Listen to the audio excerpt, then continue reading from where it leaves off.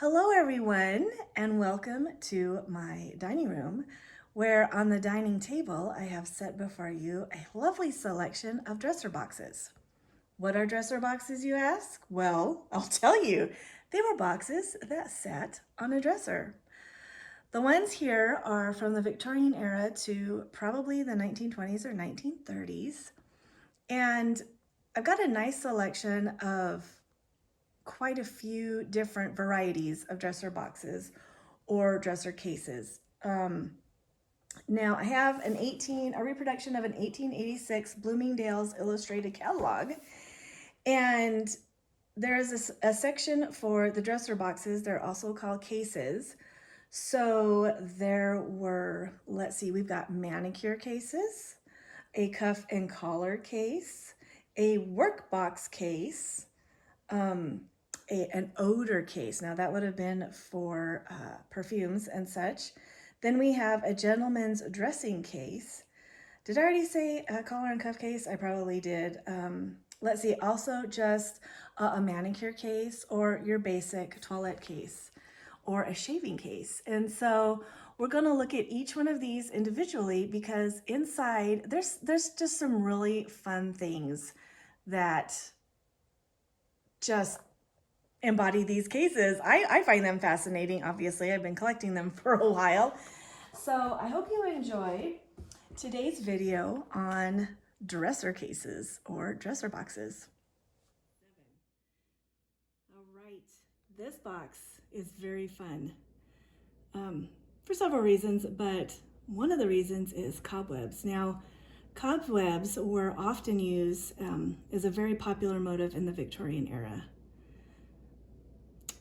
One of my goals is to have a crazy quilt that has a cobweb embroidered in it somewhere. But isn't she beautiful? She's got a very sweet face, very late 1700s fashion. So very pretty. Now this is a fun box, not only because you can see the cobwebs and you can see the beveled wood, but right here you've got paper that is this bright color, and then you can see is the celluloid that has been placed over it, giving it this muted color in the background. So that is one of the ways that they colored the celluloid to get the bright colors. Well, maybe not bright because this is bright muted. Anyway, that's the colors on boxes or whatever they were using the celluloid for. And this is an embossed celluloid. So not only do you have the design back here, but you have the design actually in the celluloid. And then some soul at one point in time decided to use Scotch tape to mend. Need to figure out how to very safely remove the Scotch tape, or if I should just leave it on there. And I don't know if I said what kind of box this is. This is actually a handkerchief box. And look at the bottom. Oh, so pretty. I love the papers that were used on the bottoms and in the linings of these boxes. So lovely. Whoop. Yay. And in here is a selection of antique handkerchiefs. This belonged to my great grandma, Nani, aka Hazel Prudence Palmer Chrysler, and the P was for Palmer. And the beautiful silk lining. And here again, you see where this broke, but these again were to keep the box lid open.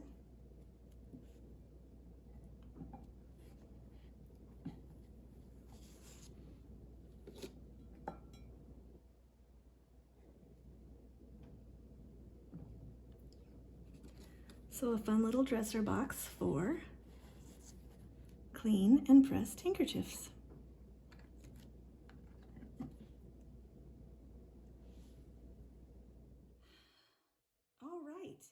Here's another beautiful box.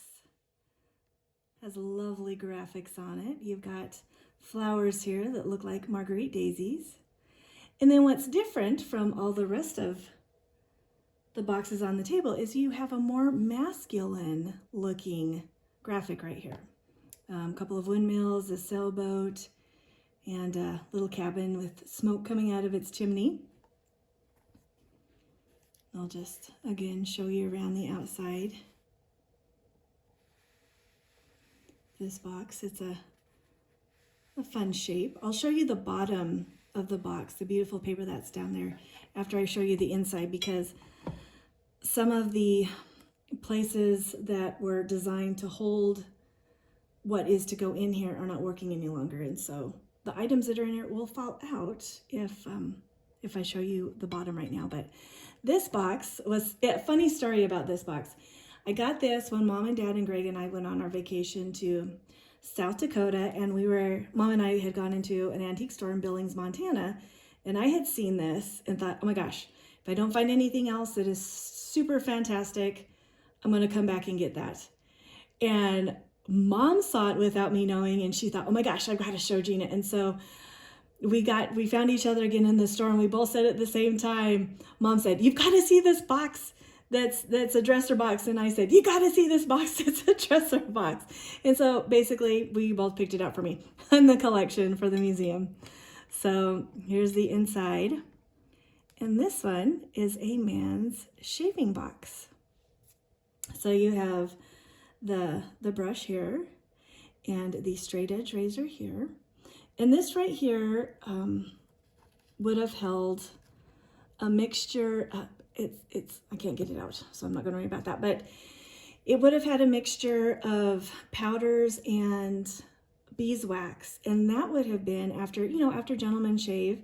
Sometimes they nick their faces, and nowadays we use toilet paper to stop the flow of blood. But this would have been used to put on those nicks to help heal them and help stop the blood. Help stop the nicks from bleeding.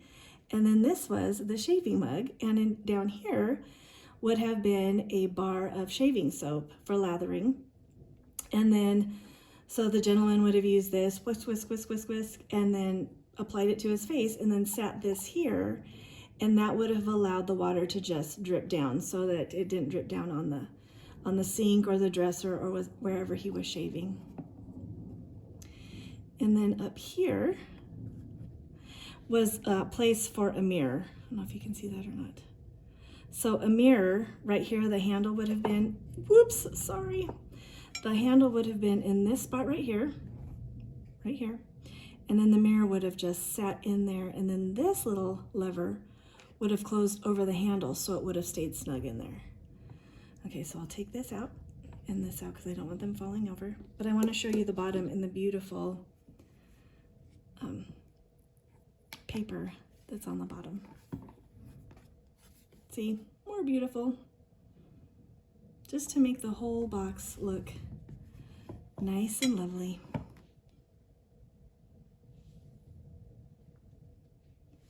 Well, this next box is so beautiful.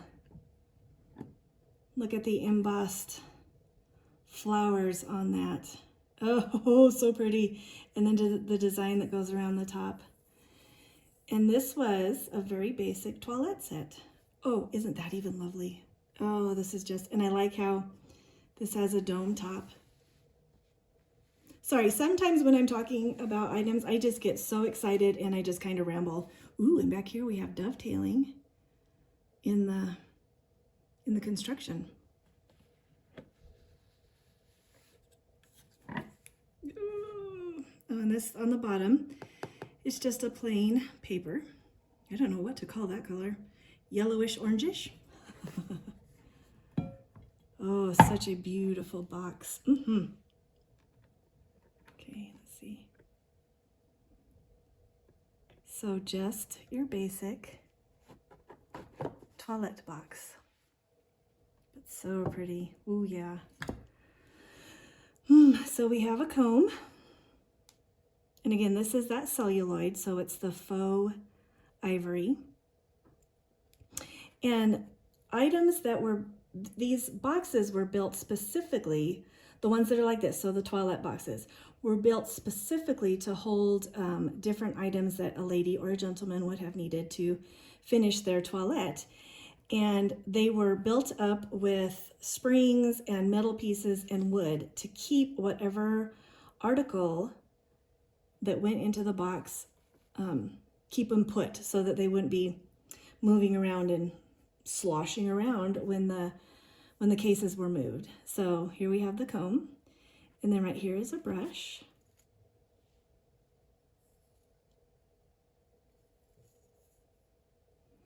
I would say that this is probably hog's hair because it is quite stiff. So even the inside of the handle has really pretty design on it. So right here you can see this is made out of wood, but they also had a hinge in there, or a spring, that you could move them open, and then when the item was in there, it held firmly. And these are neat. These little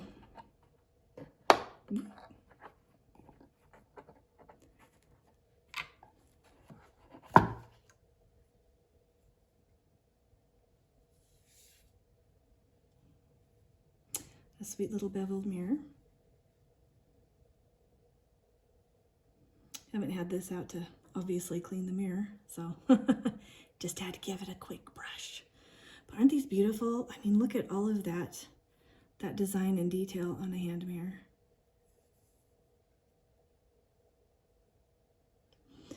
So for the mirror, it had this metal and wood bit right here. And this area was built specifically to hold this mirror. So you would have put it in there and then move these two levers over. And this isn't, again, these things are over 120 years old. And so when I put it down, this will come undone because it doesn't hug, or yeah, we'll use the word hug. It doesn't hug everything as snugly as it used to. Isn't that just lovely? Oh, I would love to get this as a gift. The lining is shattering. But this looks like it was like a light sage colored silk in there.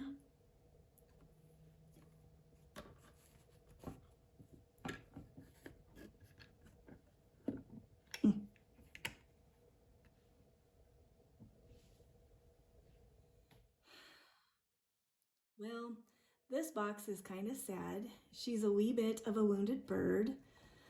The celluloid has gotten brittle and started to crack and flake over the top of the image of this lady right here. But what is neat about it is you can see the paper design, how it looked before the celluloid went over the top of it. So you can see her hair here, and that looks like it may have been flowers. So that's kind of neat that you can see that under there. Just, again, beautiful graphics. You've got your flowers up here that look like morning glories. But what really drew me to it were the violets, because sweet violets are my favorite flower.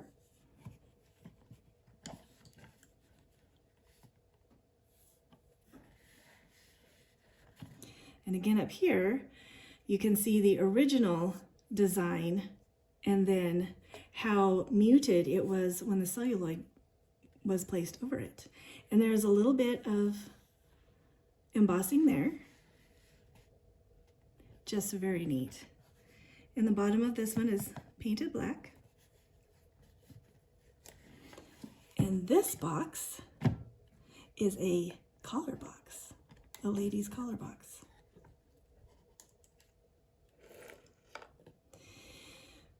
And I can tell, or I believe this to be a lady's collar box because of how small the box is. I've got a gentleman's collar box, and it's quite a bit bigger.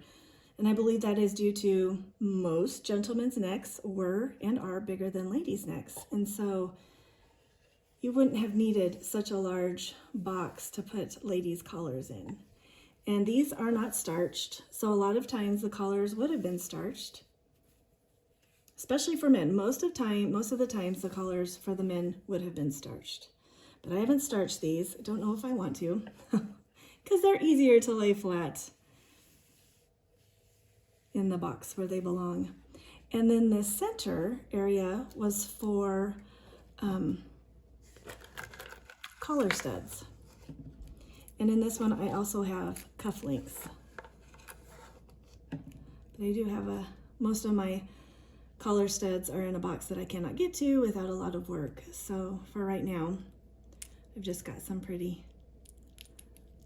mother of pearl or shell collar studs. So when the collars were laundered, and these were detachable collars, because sometimes if the dress or if the blouse wasn't soiled badly, the collars could have been removed, and this would have been much more easy to clean than a whole bodice would have been. So that is one of the reasons why there were detachable collars. Also, look at the different varieties of collar that you have. And then this one. So, and then the lining up here is, this is probably faded. It was probably a much more vibrant, it looks like a ballet pink, ballet slipper pink. And then the inside of the box is just a painted paper.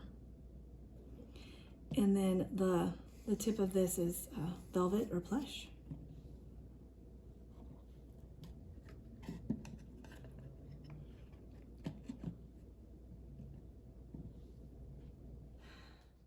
All right, here we have my second favorite dresser box. She's beautiful. She is absolutely stunning, and she makes me so happy. Look at the graphics. I mean, this sweet little girl right here, and then all of the roses. And the design and shape of this box is just is beautiful. Very exquisite. And I had to put her on the cover of a scrapbook because she wouldn't fit on the cake stand. Oh, but just look at how beautiful she is. Oh, she's so lovely. Gotta make sure that's back at center. Hold on just a minute. Okay, we're good. So the inside, we'll look at the top first. Now this would have been another toilette case. And right in here, up here would have been that mirror. Now nothing that was original to the box came to it. I do have this just to show you what the box would have been. So that could have been rouge or a pill box, but again, it would have been celluloid. This is a newer one. I wonder if you can see the lines that delineate or describe what that French ivory or celluloid is. Hopefully you can see those lines. So something similar to this would have fit in here. Then let me see, I'm gonna try and tip this forward, see if it'll work. Oh, there we go. And right here would have been a nail buffer. And this could have been a brush. And there's a spot for something right here. I'm not quite sure. Oh, you know what? Maybe the handle of the buffer. Yeah, that's probably what was there. So this is the top, and then there's this beveled mirror back here that the young lady could have looked at herself as she was brushing her hair. And then what I really like about this one are the drawers. So we'll look at the bottom drawer, and this is, could have been for jewelry, could have been for notes or flowers or just whatever she decided to put down there. And I love the hardware on this. So pretty. And then up top was more of the jewelry part. So this right here, can you see it? Let's see. I'm gonna look real quick. Oh, yeah, okay. I'll tilt it up just a little bit anyway. So where the green part is, this is plush. This is that silk plush velvet type of fabric. Rings would have gone in here. And then this was for a pocket watch. Because see, this is where the winding mechanism would have fit through right here. So that would have held a pocket watch, and then this could have held necklaces or bracelets or whatever else the young lady or the lady wanted to put in here. But I think, oh, and look at this raspberry silk is so beautiful. Just a stunning little box. And then you have embossing on the celluloid right here. Now this is interesting because the celluloid appears to have been dyed. I don't know if you can dye celluloid. You might be able to. But right here you can see where the paper, like on the other boxes, there's no paper behind this and no clear celluloid. So I wonder if perhaps I don't want to, get that out of there and look at it because I don't want to hurt it any more than it already is. But I wonder if instead of gluing the graphics to the paper or the wood and then covering it with the celluloid, if they glued or melded the celluloid to the paper. Anyway, how they did it, it is beautiful. It is just a stunning, stunning work of art. All right, here we are to the last celluloid dresser box, and this one right here is my favorite. The first reason why it is my favorite is because my very, very, very sweet friend Sherry Cutlers gifted it to me, and I will be forever grateful to her that she did because it is amazing. It is massive, it is heavy. So I'm not going to turn it all the way around for you because it's heavy. Well, I might. I do want to pick it up and show you at the top. Look at those embossed cherubs. Aren't they beautiful? Oh, so pretty. So basically all the sides look like this. The embossing goes all the way around. And then on the bottom, hope you can see that, it looks like wood. It looks like sliced wood on that bottom. So very pretty. Thank you, Sherry. Thank you. It's amazing. All right, so we're going to open this up. And look at this. Oh, beautiful. And look at May Lynn. I've never been able to figure out what that says. J. Taylor from Mama and Papa, Christmas 1894. Isn't this fabulous? Oh my gosh, it is just beautiful. This is exquisite. It's just exquisite. Now it's missing quite a few pieces, but that's okay. We can find them sometime in the future that have these little markings right here, but we have right here the mirror, just beveled. And again, this is that French ivory or celluloid. And look at this ruching up here. Isn't that pretty with the silk cord? And here is a shoehorn.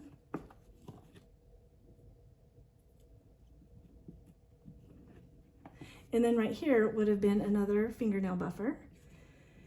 And I don't know what all of the rest of these pieces were. I just stuck a button hook here for a shoe button hook. And then this right here, this spot would have been for a brush. And then right here you've got glove stretchers.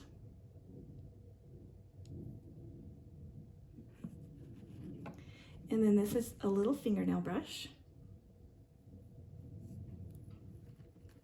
And then I'm quite excited about this because it is a toothbrush. Is that not fantastic?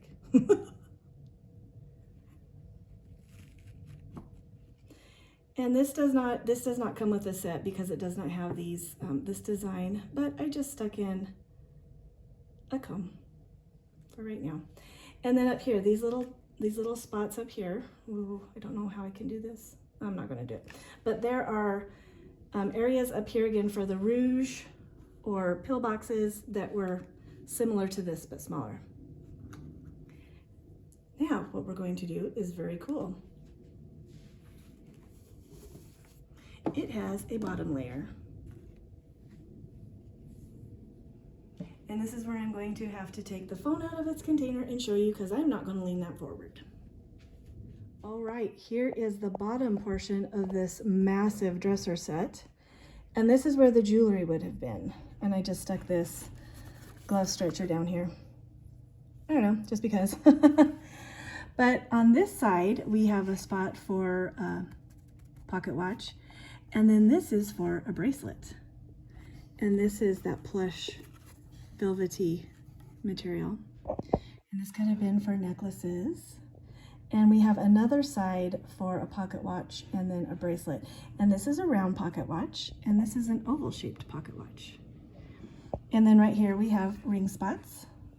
And then this could have been for more bracelets or just more jewelry. Just amazing. It's amazing. I love it. And I'm going to bring you back here and show you this. Again, with this design is quite spectacular, I think.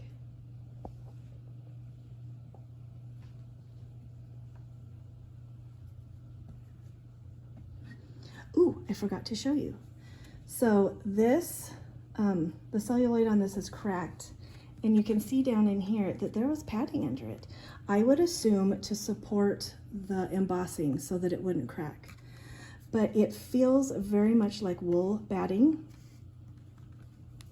Very coarse, very scritchy like wool.